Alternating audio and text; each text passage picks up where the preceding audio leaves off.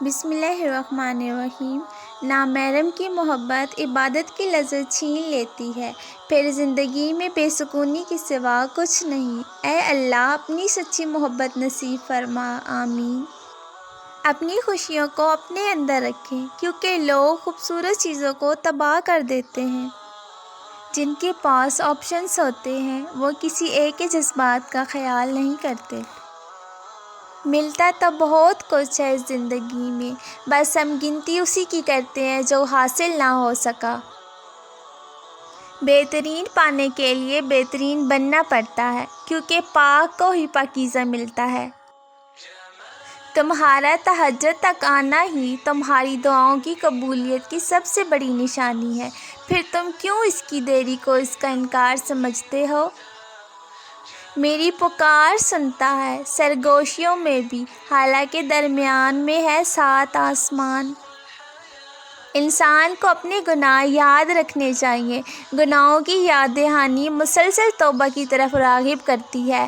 گناہ بھول جائے تو رب کے آگے رونا بھول جاتا ہے، اور پھر جو آنکھ رب کے آگے گڑ گڑانا بھول جائے وہ دل کو سخت کر دیتی ہے۔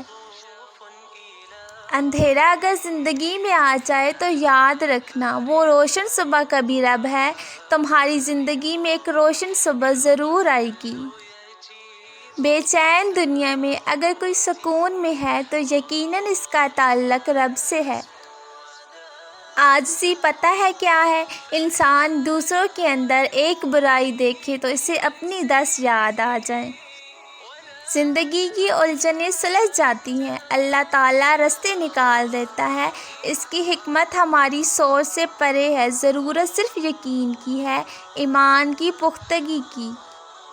کیونکہ دکھ ہمارے نقصان کے لیے نہیں آتے، ہمیں اگلی زندگی کے لیے سنوارنے کے لیے آتے ہیں۔ اسی لیے اللہ سے تعلق مضبوط رکھیں۔